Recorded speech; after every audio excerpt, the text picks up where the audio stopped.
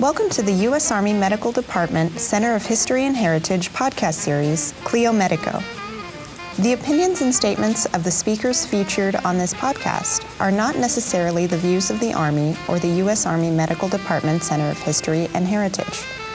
The goal of this podcast is to share the story of Army medicine with soldiers, military, civilians, teachers, researchers, and the general public.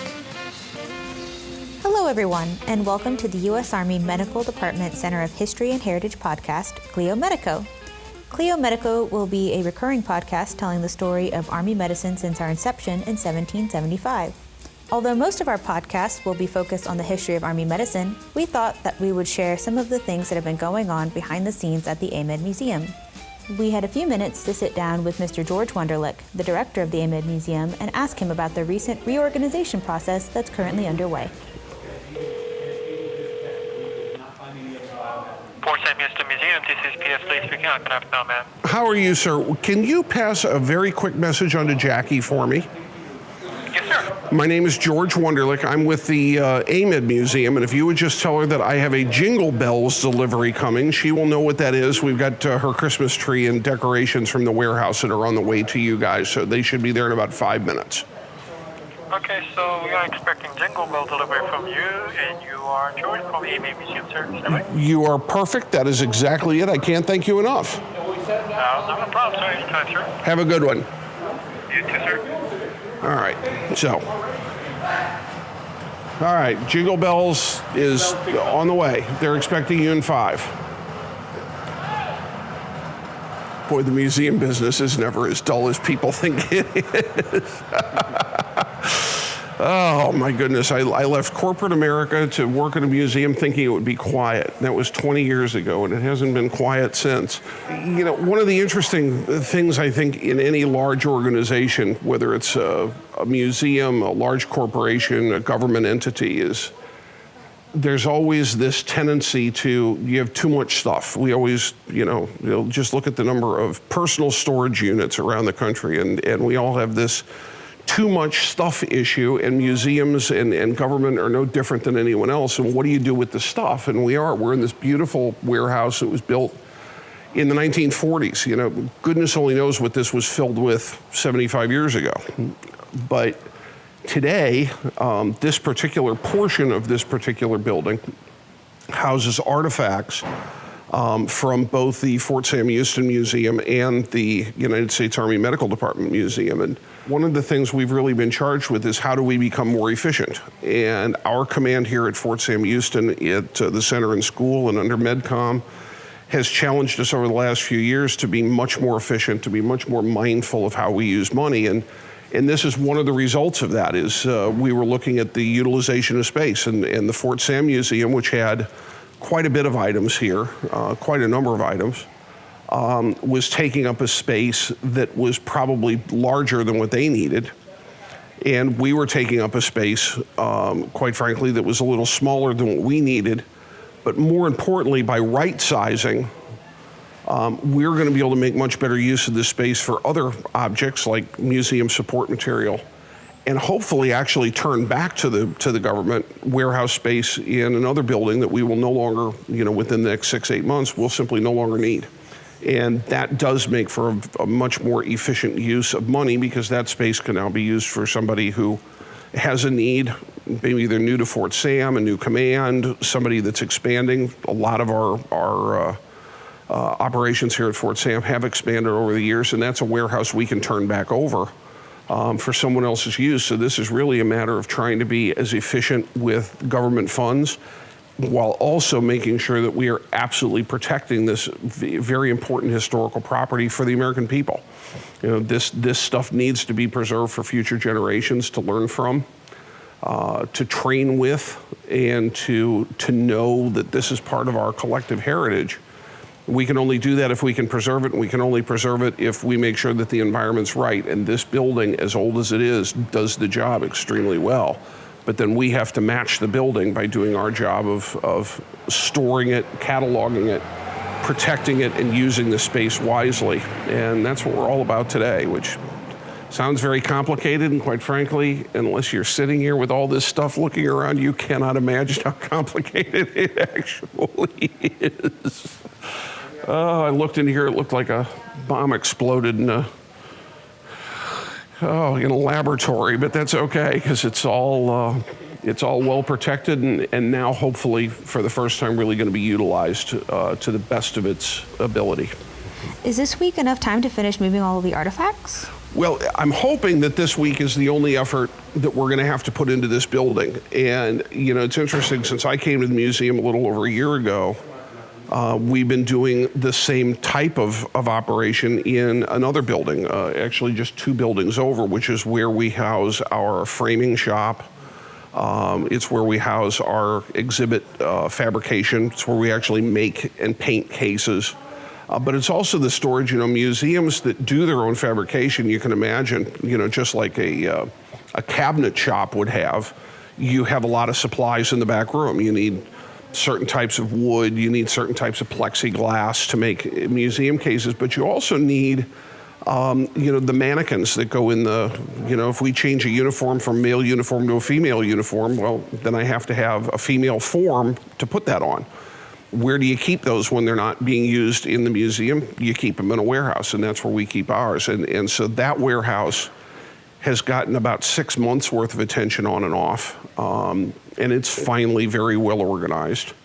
And now we're moving on to this one. Our next step really is to get out of the warehouses now and get into the museum and modernize it. So our next step will actually be in putting that fabrication space to use, putting this storage space to use by rotating out artifacts that have been on display too long.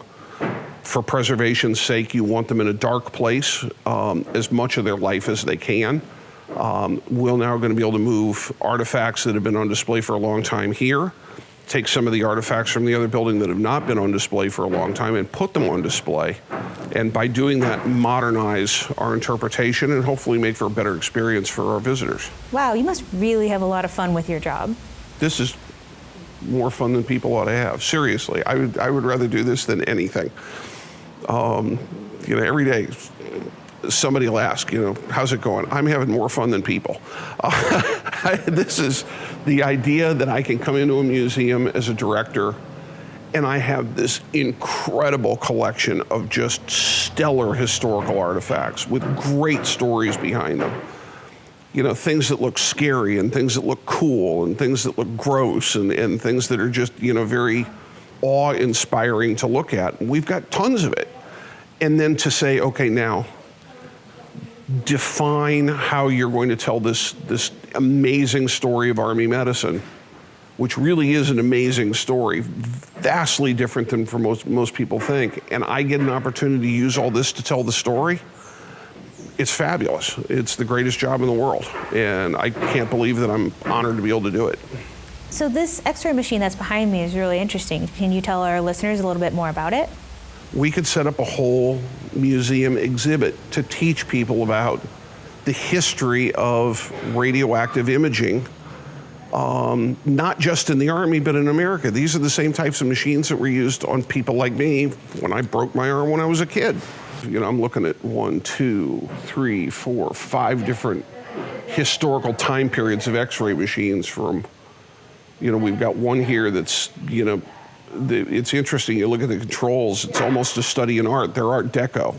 Even the fonts of the writing on it are Art Deco. But the Army bought, what was on the market, and that's one. And you've got your obligatory green colored X-ray machines, because I guess, just in case you're X-raying somebody in the middle of a field, you don't want the enemy to be able to see your X-ray machine, so we're going to paint it green so you can't see it. And as funny as that sounds, there is, having everything the same color, using the same paint, there are reasons for doing that, and we get to interpret that. But I'm looking at some here from as early as practically World War I and through World War II and right up to a time after I was born. Some of this equipment was in use in my lifetime. And to be able to see the difference, to be able to see that how they're constructed differently, how they've gotten smaller, more compact, that they have a higher capability. It's an amazing timeline, and we're just sitting in one of 4 aisles in this room, and there's even more over on the other side. And we've got a World War II X-ray table here that I was so amazed. Only museum people, I guess, would get excited about this. We pulled out a 1936 dated D-cell Rayovac battery that hadn't corroded. I can't keep the batteries in my flashlight at home from corroding, and here's one from the 1930s. What's amazing is that machine was of the type we used during the war, or the interwar period between World War I and World War II, but that's the machine we were using in World War II. And to pull this battery out, who has a 1930s Rayovac? Where do you go to look to see what a 1930s Rayovac battery even looked like? And yet we have one. And it's little things like that, little discoveries like that are great, but just the idea of just with X-ray machines. And that's just what represents what, 1/1000th of this collection. Yeah, this is cool. I'll try to do this and mow the lawn. Thank you for listening to our podcast. To learn more about the U.S. Army Medical Department Center of History and Heritage, find educational support for soldiers, military, civilians, teachers, researchers, and the general public, please visit our website at history.amed.army.mil. Please visit the Joint Base San Antonio website for current base entry requirements at www.jbsa.mil/information/visitor-information. Visitors are required to have a valid ID. The Visitor Center is located at the Walter Street entrance on I-35, 2 miles east of U.S. Highway 281. The U.S. Army Medical Department Museum is free and open to the public Monday through Saturday, 10 to 4. If you have any questions, please call the AMEDD Museum at 210-221-6358.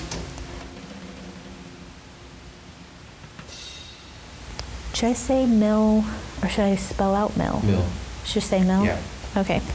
Can you do the second and third paragraph? Sure. Since our inception in 1775. Don't make me say this again. Thank you for listening to Clio Medico.